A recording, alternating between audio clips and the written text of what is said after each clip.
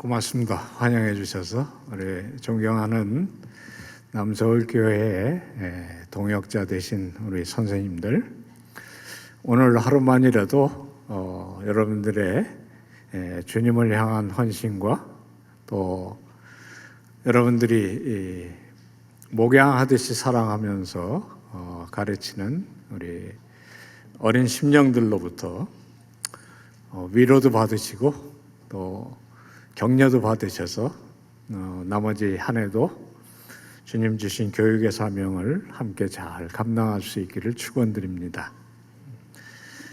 오늘 말씀이 좀 깁니다. 사무엘서 1장 1절부터 4장 마지막 절까지 읽어야 하는데 여러분들이 주일 아침마다 겪으시는 고민처럼 그 긴 얘기를 잘 알아듣지 못할 연령층에도 공들여 잘 그렇게 설명하시듯이 저도 그렇게 오늘 말씀을 증언할까 생각을 했습니다. 오늘 본문에 나오는 이 이야기가 우리 선생님들에게도 도전도 되시고 또 격려도 되시고 특별히 하나님께서 우리를 교사로 부르신 그 사명에 어떠한 가르침을 주시는지를 생각하며 함께 은혜를 나누려고 생각을 합니다. 오늘 두 여인의 이야기는 사실 두 고을 이야기로부터 시작합니다. 에브라임 산지에 라마다임 소빔이라는 마을이 있었는데 거기 엘가나라는 사람이 살았고 그 안에 한나의 이야기에서부터 시작을 하는 이야기입니다. 한나가 두 여인 중에 한 사람인 것은 분명합니다. 그리고 3절에 가면 당시에 예루살렘이 아직 수도가 아닌 때라 성막이 있는 실로가 아무래도 이스라엘 중심이었을 텐데 북쪽 에브라임 산지의 라마와 중심지가 되는 그 실로에 엘리라는 제사장이 있었고 그 아들 중에 한 사람 비느하스의 아내이자 엘리의 며느리가 등장합니다. 이 두 사람의 이야기, 에브라임 산지의 라마와 성막이 있는 실로의 두 고을 이야기에서 거기에 살았던 두 여인의 이야기로 진행이 되다가 이 두 여인이 각각 낳은 두 아들 사무엘과 이가봇의 이야기로 이야기는 발전합니다. 그리고 여러분들이 잘 아시는 대로 사무엘서 전체에 사울과 다윗이라는 임금이 등장하면서 실질적으로 구약의 모든 역사가 펼쳐지는 그 왕국의 시대가 열리는 그런 긴 이야기입니다. 두 고을 이야기, 두 여인 이야기, 그리고 두 아이 이야기, 그리고 두 왕 이야기. 성경은 우리에게 무엇을 얘기하고 있는 것일까요? 학교에서 학생들을 괴롭히는 방법은 굉장히 많습니다. 저는 학기말고사의 문제는 딱 한 줄입니다. 그리고 커다란 시험지에 그걸 다 메꿔야 되는데 우리 유영욱 강도사님 같으면 뭐 신이 나서 가득 씁니다. 유강도사님뿐만 아니라 남서울교회에 있는 우리 총신대학 출신들은 거의 다 그랬어요. 거의 다라고만 얘기했습니다.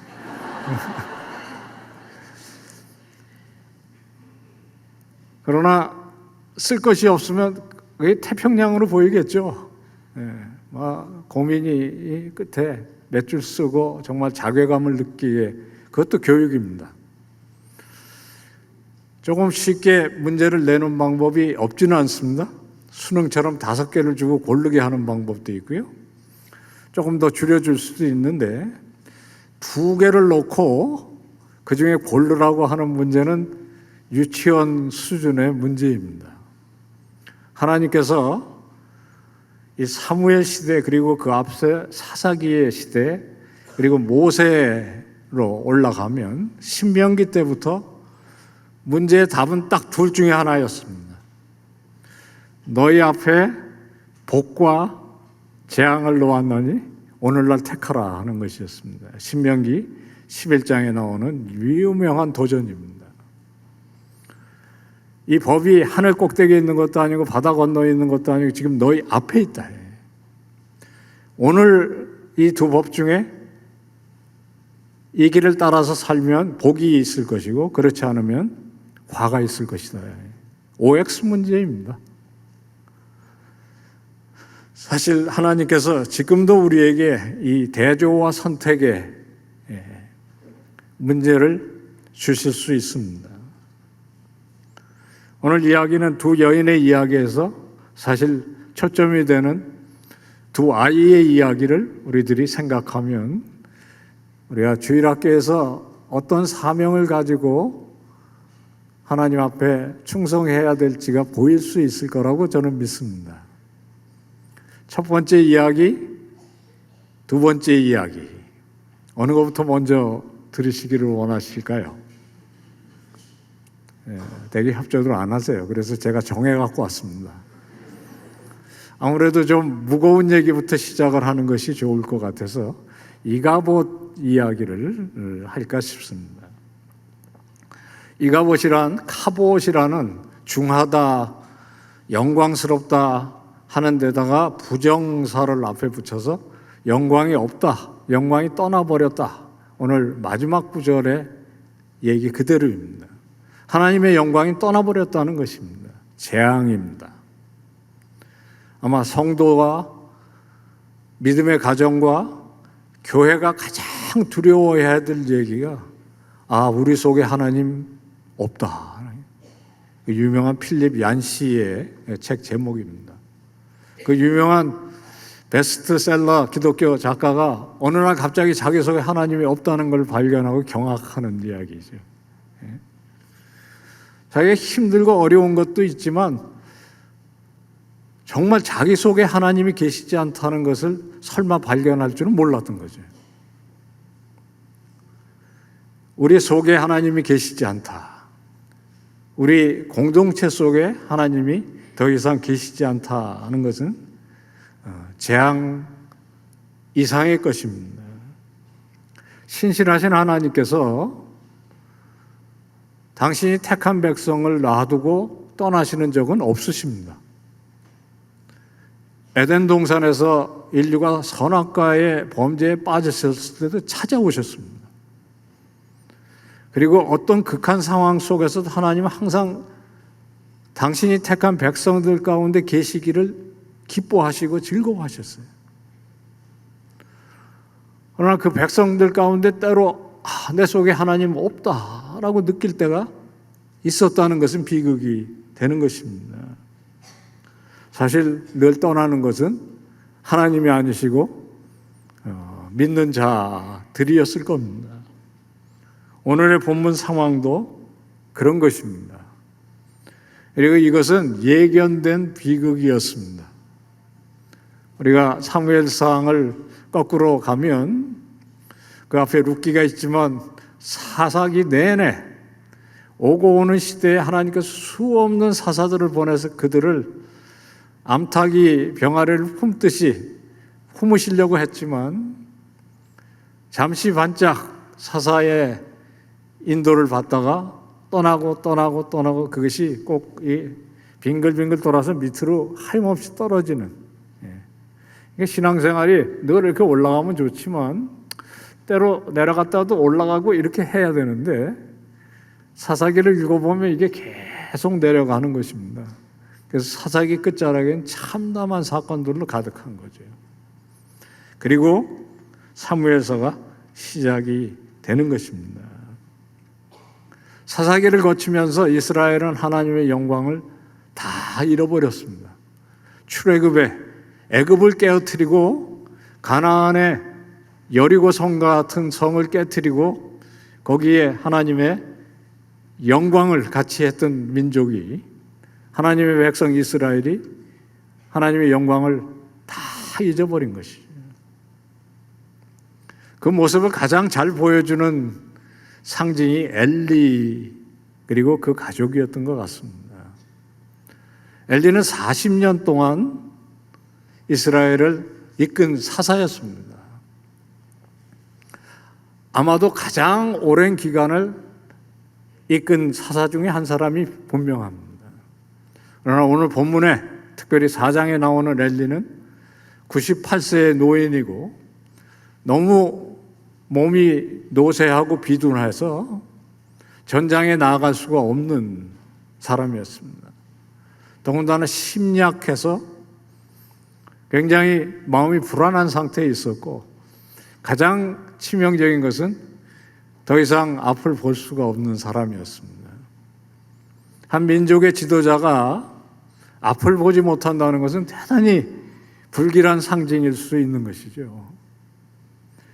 그러면 그 대를 이어서 아버지를 보필하던 홈니와 비느하스가 다음 세대가 굳건했으면 좋은데 정말 불행하게도 이들은 악당이었습니다. 2장 중간에 보면 이들은 옛날 번역에 좋은 것 같아요. 불황자라.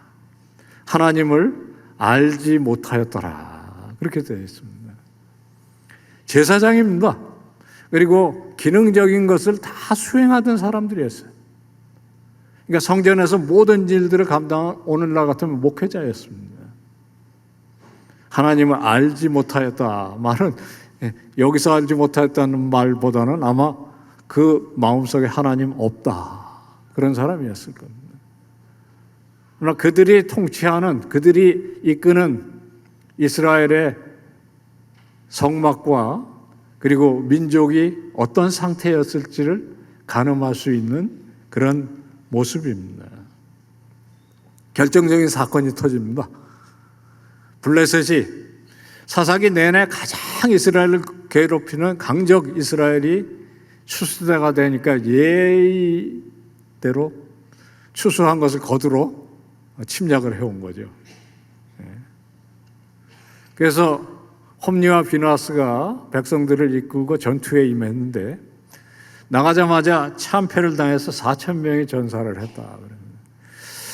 아마 우리 선생님들이 오늘 저녁에 잘못 왔다. 이상한 얘기를 듣는구나. 그래도 할 수 없어요. 하나님 말씀을 저는 증언할 수밖에 없으니까. 돌아와서 회의를 했습니다.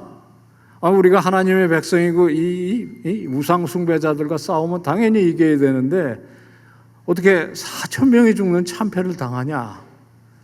회의 결과는 굉장히 명료했어요. 하나님께서 우리를 돕지 않으셨다. 그럼 어떻게 해야 되나요? 우리 선생님들, 같이 한 성도님들 누구나 다 아는 답입니다. 하나님의 자비를 구하고 자기들 자신을 돌보고 하나님께서 긍휼을 베푸시기를 구해야 되는데 이들은 그렇게 하지 않았다는 거죠. 정말 외람되게도 어디서 듣고 본 거는 있어서 그런지 법궤를 끌고 나갈 생각을 했다는 겁니다. 하나님이 함께 하지 않으면 하나님을 끌고 나갈 생각을 한 것입니다. 이것은 종교가 아닙니다. 신앙이 아닙니다. 이것은 우상숭배이고 미신입니다. 우리 주권자 되시는 하나님께서 그런 일에 좌지우지되시지 않습니다. 그래서 그 다음 전투에서는 더 참패를 당합니다. 3만 명이 목숨을 잃고 홈니와 비느하스도 현장에서 전사하고 법궤를 탈취당하고 그 소식을 전해들은 엘리가 충격을 받아서 넘어져 목숨을 잃고 그 아내 비느하스의 부인은 산딸이 되지 않았는데 출산을 하다가 자신도 목숨을 잃고 그러면서 낳은 아기가 사내라는 얘기를 들었을 때도 그래서 안심이 되기보다는 이 아이가 살아갈 세상을 보면서 하나님이 계시지 않은 세상에 대한 절규가 이카봇이라 하나님의 영광이 떠나버렸다라는 이야기입니다. 저는 개인적으로 지독한 난산을 체험을 한 적이 있습니다. 제가 아기를 낳은 건 아닌 것 같고요. 제 아내가 출산을 하게 됐는데 외국의 이 의사 선생님이 밤새도록 진통을 해가지고 신경이 압박이 돼서 마취가 잘 안 되는데 당신 수술실에 들어와야 되겠다. 수술실에 들어와서 기절할 사람 같이 안 생겼다 그러더라고요. 그래서 꼼짝없이 들어갔어요. 같이 걸어 들어갔는데요. 마취를 어떻게 하고 이제 수술을 시작했는데 제 눈앞에서 이제 이 제왕절개를 시작한 거예요. 그래서 제가 꼼짝없이 거기 기다리고 있는데 아기를 꺼내서 저한테 주면서 안고 있으라고 그러더라고요. 이렇게 보니까 애기가 이뻐요. 이거 믿으셔야 됩니다. 저희 둘째 딸이 어마무시 이쁘거든요. 그리고 방글방글 웃더라고요. 근데 뭐 지금 생각이 그렇고 그 당시엔 정신 하나도 없었는데 자기네들은 뭐 늘 하는 일인지 자기네 할 얘기 하면서 뭐 안에 그 아기를 꺼낸 자를 잘 이렇게 수습을 하고 이제 마무리를 하는데 그날 처음으로 제가 사람의 백가죽이 한 겹이 아니라는 걸 알게 됐어요. 그래서 한 겹 꼬매고 두 겹 꼬면 끝에는 어떻게 했냐면 스테이플러로 척척척척 이렇게 그렇게 끝나더라고요. 아무도 안 놀라시네요. 제가 지금도 저희 아내 보고 그렇게 얘기합니다. 당신 나한테 속이면 안 돼. 난 당신의 속을 본 사람이야. 웃는 얘기지만 아마 그 옛날 같았으면 저희 딸, 물론 저희 아내 이렇게 웃을 일은 아니었을 것 같습니다. 비느하스 부인은 자기가 죽는 것이나 자기 시부가 목숨을 잃은 것, 자기 남편이 전사를 한 것보다는 훨씬 더 큰 재앙이 눈앞에 있다는 것을 직감한 거죠. 그것이 하나님 없음입니다. 사실 무신론자가 평안할 수 있는 방법은 딱 하나인 것 같아요. 공부를 많이 해야 됩니다. 그래서 그 많은 공부와 연구를 통해서 하나님 없이도 살 수 있다고 평안이 찾아오면 그게 가능할 것 같은데 제가 읽어본 책엔 그 평안이 있는 사람은 별로 없더라고요. 무신론자도 평안하기 쉽지 않습니다. 무신론자가 특별히 괴로울 때가 언제냐면 행복할 때 괴롭다고 그래요. 뭔가 감사해야 되는데 감사의 대상이 안 보이면 그것처럼 황당할 때가 없다. 그렇게 쓴 책도 읽어봤습니다. 하물며 신앙인이 또 믿음의 그것도 지도자의 가정에 하나님이 없는 세상을 다음 세대가 살아갈 것을 생각하면 그 절망이 어땠을까? 저도 지금 그 얘기를 증언하면서 떨리는 가슴이 됩니다. 한국 교회는 140년의 역사를 향해서 가면서 아마도 지금이 가장 이 선교 140년의 역사 속에 어려운 시기를 내다보고 있지 않을까 생각을 합니다. 여러분은 우리 존경하는 화종부 목사님과 또 제가 가르쳤을 때 거의 A를 받는 우리 목회자님들과 더불어 이렇게 헌신된 이 저녁에 교사님들이 이렇게 가득 모여서 헌신을 하는 교회에 계시니까 그 위기를 실감을 못 하실 거라고 저는 생각이 들어요. 저는 더러 돌아다니면서 보거든요.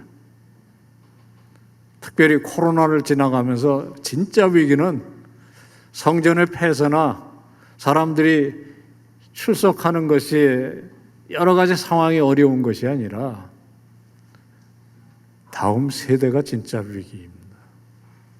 이걸 일찍이 예견했던 미국의 한 신학자가 Third Generation Syndrome이라는 말을 만들어낸 적이 있어요. 제3세대 위기 증후군이라. 그냥 간단하게 설명드리면 제3세대는 성경에도 아주 초장부터 나옵니다. 창세기. 아브라함, 이삭, 야곱과 에서와 야곱, 그죠? 네. 아브라함은 우상 숭배의 자로서 하나님의 부르심을 받아서 선민의 아비가, 열국의 아비가 됐습니다. 다소 실수도 있고 시험도 있었지만 참 신실하게 그 길을 달려가죠. 그 아들 2세대 이삭은 성경 전체로 볼 때 아브라함이나 그렇게 화려한 얘기가 별로 없어요. 그러나 그의 믿음은 아버지가 원하시고 하나님의 명령이 있을 때 모리아 산에서 기꺼이 제단에 바쳐질 그런 믿음이 있었던 것 같아요. 2세대까지입니다. 3세대 에서와 야곱은 악당입니다. 에서는 아예 초장부터 언약에, 아브라함의 복에, 아브라함의 언약에 대해서 관심이 없어요. 자기 세계관을 가지고 삽니다. 야곱은 뭔가 있고 눈도 초롱초롱하고 그러지만 눈에 시퍼렇게 불을 켜고 형의 명분, 장자의 명분, 그러니까 소위 세속적인 성공에 눈이 먼 사람이었습니다. 그게 그대로 갔으면 하나님께서 계획하신 우주의 구원의 계획은 3대째 절벽에 부딪힌 거 아니겠습니까?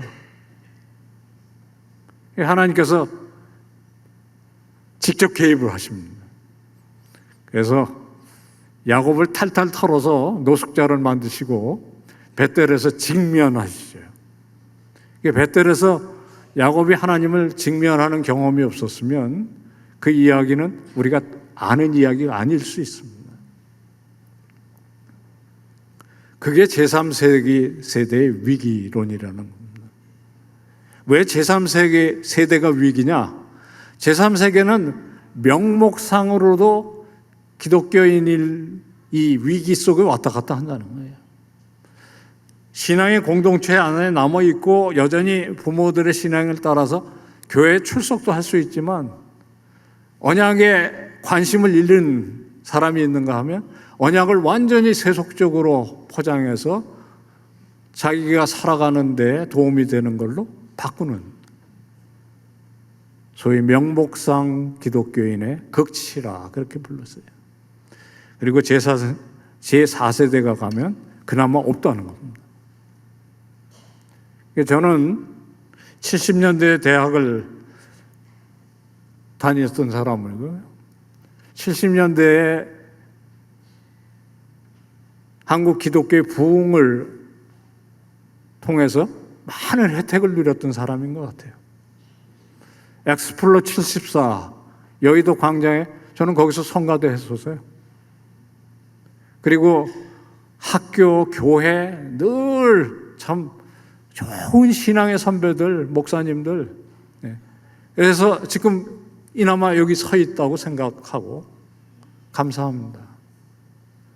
그러나 제가 30년 총신대학에 있으면서 이 가는 그 역사 속에 제 자신도 어떻게 할 수가 없는 안타까움으로 내다보지만 그리고 참 옛날에 비하면 교수님들의 지적 수준, 학문적인 수준, 또 학생들의 그 여건, 대한민국의 모든 여건들이 날로 올라가지만 뭔가 석연치 않게 하나님의 영광을 잃어가는 듯이 보이는 이 한국 교회, 우리 담임 목사님 표현하면 조국 교회, 이 상황을 우리는 어떻게 직면해야 할 것인가? 사실은 부끄러운 고백입니다. 왜냐하면 저도 책임이 있다면 여러분도 훨씬 많은 책임을 져야 하는 사람이니까요. 선교적 교회론이라는 것이 있습니다. 그래서 이거는 서구가 이미 우리 앞서가면서 이미 서구권 자체가 피선교제가 되어가는 그 세속화 시대 속에 들어가 있는 교회 속에 선교의 사명을 다시 회복하고 그 눈으로 성경을 읽겠다는 운동인데 결론이 이래요. 세 방향으로 선교는 봐야 한다. 우리는 선교 그러면 땅끝, 바다를 건너고 어딘가 가서 선교하는 것만 생각하지만 사도행전 1장 8절의 말씀처럼 땅끝까지 내 증인이 되는 게 중요해요. 근데 그에 못지않게 사실 우리의 발길이 밟아야 하고 하나님의 영광이 드러나야 될 곳은 땅끝뿐만 아니라 길거리 건너가 선교지고 회사가 선교지고 가정도 선교지고 학교도 선교지고 그런 거 아닙니까? 특별히 우리 개혁주의 신앙을 가진 사람들은 우리 삶에 먹든지 마시든지 무엇을 하든지 하나님의 영광을 위해서 산다 하는 것이 사도 바울의 고백이고 우리 신앙 선조들의 고백이라면 우리는 우리가 있는 곳 그것이 선교지입니다. 내일 아침이 선교의 시작일 수 있습니다. 삶의 구석구석으로 가는 것이 선교입니다. 이게 제일 한국교회는 이면에 정말 헌신해서 잘 해왔어요. 땅끝까지 선교사가 없는 곳이 없습니다. 그러나 정작 우리가 24시간 중에 가장 많은 시간을 보내고 많은 애정을 기울여서 살아가는 그곳이 하나님의 영광을 위한 선교지가 되어야 된다는 생각을 그렇게 하지 못한 안타까움이 있죠. 그러나 진짜 중요한 다음 것이 뭐냐면 다음 세대입니다. 그래서 사실 선교는 이렇게 생각해야 된다. 다음 세대. 여기는 중요한 게 이거는 한 세대면 끝입니다. 한 세대가 끊어지면 그 즉시 지평이 닫히는 거거든요. 오늘 이가봇의 얘기는 그 옛날 실로에서 벌어진 사건이 아니라 어쩌면 우리가 지금 몸담고 살아가는 이 대한민국 조국의 교회의 현실일 수 있습니다. 하나님은 그런 말씀으로 우리를 깨우시고 이미 헌신하셔서 이렇게 아름다운 교회를 이 자리에서 수십 년 동안 한국교회 모범이 되어 가시는 그동안도 그렇게 해오셨고 여러분은 그냥 남서울교회가 아니지 않습니까?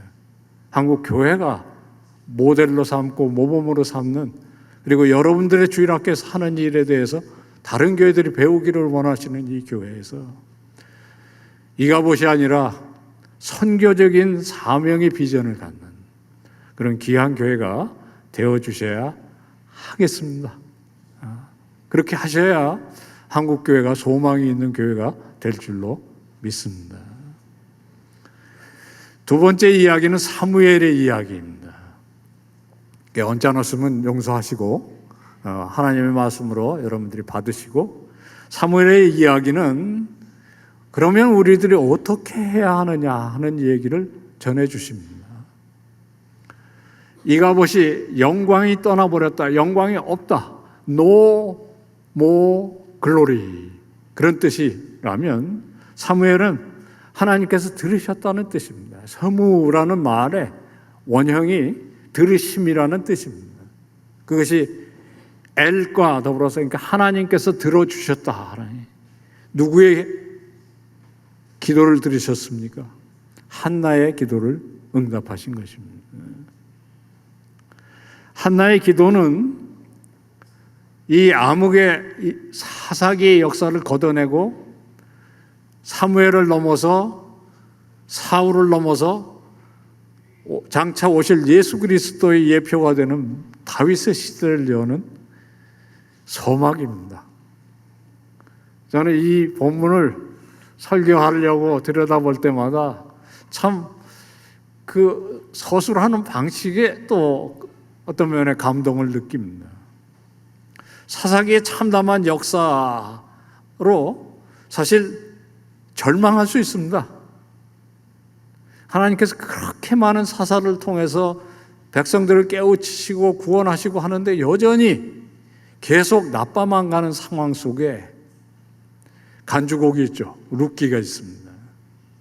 성경에서 가장 아름다운 이야기의 시작이지만 사무엘로 넘어갈 때도 1장부터 이가봇의 얘기가 나옴직한데 그래야 순서는 맞는데 이가봇의 얘기 앞에 라마다임 소빔의 엘가나라는 사람이 살았는데 이렇게 하고 뜬금없이 갑자기 에브라임 산지의 한 시골 마을에 제사장으로 있던 사람이 족보가 쭉 나옵니다. 그러니까 성경에 족보가 나오면 빨리 건너뛰는 것이 아닙니다. 우리 주일학교 선생님들도 조금 힘드시죠? 그거 잘 들여다보셔야 돼. 그게 최선의 시간 경제를 가지고 긴 얘기를 짧게 하는 방식이거든요. 그러니까 하나님께서 이 사사기를 통해서 무슨 일을 해오셨는지를 거꾸로 추적하면서 결국엔 사무엘이 에브라임의 산지에서 태어났지만 이 사람은 레위 제사장의 족속이라는 걸 밝히는 것입니다. 그러니까 새로운 시대를 여는 사사가 되는 거예요. 더 흥미로운 것은요, 사무엘에 태어나는 이야기가 여러분들이 금방 머릿속에 생각할 수 있는 장면들과 연결이 됩니다. 세례 요한의 어머니가 아기를 못 낳다가 낳는 얘기와 얽히고 설킨 얘기 여러 가지 예표적인 면이 있어요. 어떻게 됐든 이 암흑 시대가 새로운 시대를 건너가는 그 장면에 한 여인의 통곡 소리로 시작한다는 거예요. 저는 아주 간단하게 말씀을 드리려고 하는데요. 세상이 어떻게 망가지건 모든 사람들이 다 신앙을 잃던, 심지어는 지도자들마저 어떤 면에 비전도 잃고 영적으로 타락하던, 결국에 한 사람의 성도가 하나님 앞에 울고 매달리는 기도 속에 하나님 응답하시면 소망이 온다. 그것이 저는 메시지라고 생각합니다. 한나는 처음부터 나에게 아들을 주옵소서, 내가 아들을 주시면 이 사람을, 이 역사를 구원할 그런 일꾼으로 키우겠습니다. 그렇게 시작한 거 아닙니다. 정말 어떻게 생각하면 하찮은 이야기에서 시작해요. 자기 남편이 둘째 부인을 얻었는데 거기는 아기가 텅텅 태어났는데 자기에게는 아기가 태어나지 않으니까 억울하고 분통한 마음에 성전에 올라가서 철철 울면서 하나님의 원망 반 기도 반 했던 거예요. 엘리가 보기에 조금 속되게 표현하면 미친 여자인 줄 알았어요. 술 취한 줄 알았습니다. 그래서 꾸짖었다는 거 아니에요. 근데 그 답이 정말 오묘합니다. 내가 술 취한 것이 아니라 내 마음을 하나님과 통했을 뿐이라. 그래서 저는 이 말이 무슨 말인지 조금 알 것 같아요. 어떻게 하냐면 제가 그런 어머니의 아들이기 때문에 압니다.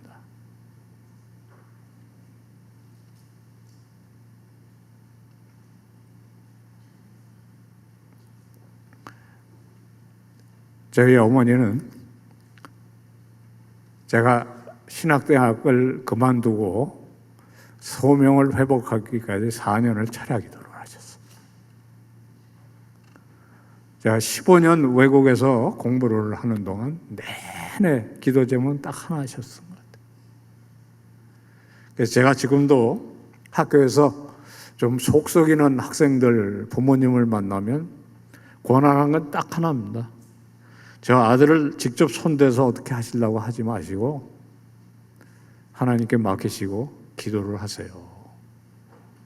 세상의 상식은 자식이 이기는 부모가 없다고 하지만 저는 기도하는 어머니의 그 기도를 이기는 자식은 없다고 믿습니다.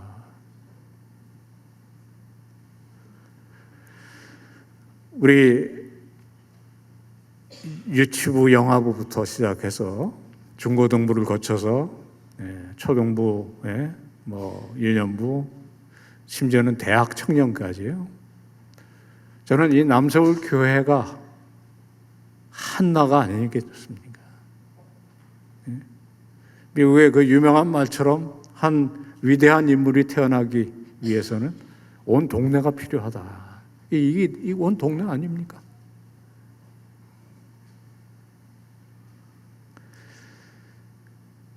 똑같은 절규라도 이가봇을 외치는 비느하스의 부인의 절규와 한나의 절규는 질적으로 다른 절규입니다.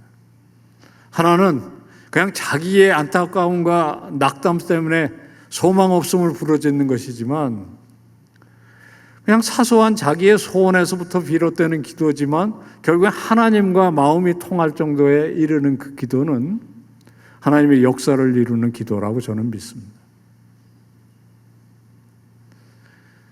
여러분들이 가르치는 그 어린 심령을 놓고 정말 하나님과 마음이 통할 정도로 기도하실 수 있다면 그것이 바로 조국 대한민국의 소망이 아니시겠습니까? 저는 그렇다고 믿습니다.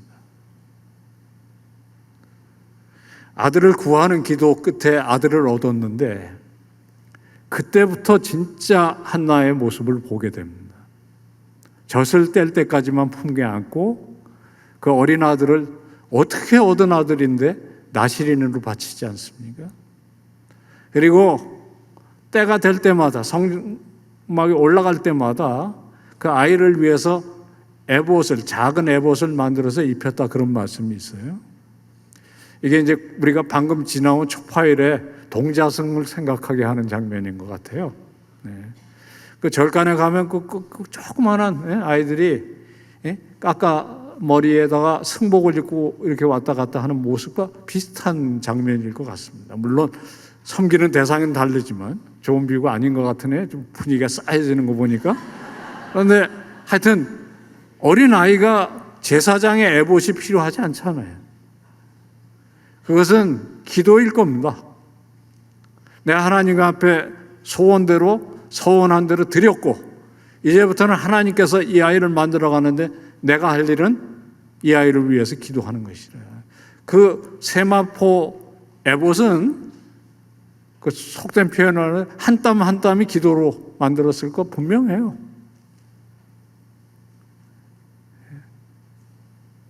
그 기도의 아들이 어떻게 자라가는지를, 기도의 딸이 어떻게 자라가는지를 여러분들이 생각하시면 이 장면이 바로 여러분의 이야기가 되십니다.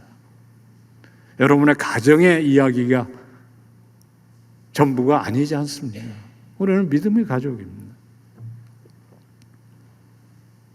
제가 오래전에 저희 딸 둘, 초등학교 때 아침 밥을 먹으면서 이제 가정 예배를 간단하게 드리고 아이들은 학교 가고 저는 또 출근하고 이런 때가 많았습니다. 그러니까 길어야 7분, 8분을 넘기지를 못하는 시간이죠. 그래도 그 아이들에게 성경책 한 구절 이렇게 읽고 또 뭐 얘기하고, 그 당시에는 그림 성경책이었습니다. 그래서 마침 이 부분의 이야기를 이야기하면서 결론은 뭐 아주 시원했습니다. 그러니까 니들이 사무엘이 되어야 되거든. 이렇게 하고. 그리고 신이 나서 저도 출근을 하는데 지하철에 이렇게 걸어 올라가면서 그러면 난 뭐 해야 되나? 뭐 이 생각이 갑자기 드는 거예요. 니들이 다음 세대고 그러니까 너 사무엘 돼야 돼. 아빠 그렇게 기도하고 있거든. 그러니까 사무엘 돼야 된다. 그럼 난 뭐 해야 되나? 근데 올라가면서요, 정말 원치 않게 홈리와 비너스가 떠오르네. 그거는 진짜 하기 싫고요. 엘리도 하기 싫고. 하루 종일 씨름하다 저녁 때 제가 답을 얻었어요. 한나가 되자. 한나가 되자. 제가 총신대학에 선생 노릇을 하면서 내 한나가 되자가 제 마음의 방향이었습니다. 그리고 가끔 가다가 이제 학생들을 야단칠 때 넌 무조건 다니엘이 되어야 하는 거거든. 그렇게 돼야 되는 이유는 굉장히 많다. 너를 지금 보낸 그 교회가 너를 위해서 기도하고 있고, 그리고 장학금도 보내고 있고, 그게 그 교회만이 아니라 한국 교회가 지금, 니들은 다 죽었어. 무조건 하여튼 사무엘이 되거나 다니엘이 되거나, 우리 여학생들도 많거든요, 저희는. 그래서 에스더가 되거나. 이게 제 노래였습니다. 저는 수업 시작하기 전에 꼭 그 기도로 시작하고 했었어요. 주님, 우리 시대의 이 부족함과 연약함을 걷어주시고 이들에게는 하나님을 위해서 일할 수 있는 복을 주시되 여기 있는 우리 주님의 딸들 에스더가 되게 해 주시옵소서. 다니엘이 되게 해 주십시오. 왜 에스더고 다니엘이겠습니까? 공통점이 있지 않습니까? 앞선 시대가 하나님의 영광을 이뤄도 완전히 잊어버려서 선민이 해체되는, 그리고 포로를 잡혀가는 그 와중 속에서 뜻을 정해서 서는 하나님의 아들, 죽으면 죽으리라고 결단하면서 하나님의 백성 앞에 나서는 여종 에스더. 우리 시대가 필요한 사람들 아니겠습니까? 그러면 지금 다음 세대는 어떻게 세워질까요? 여러분들이 주일날 아침마다 만나는 그 아이들이 어떻게 하면 에스더가 되고 다니엘이 될 수 있는 것이겠어요?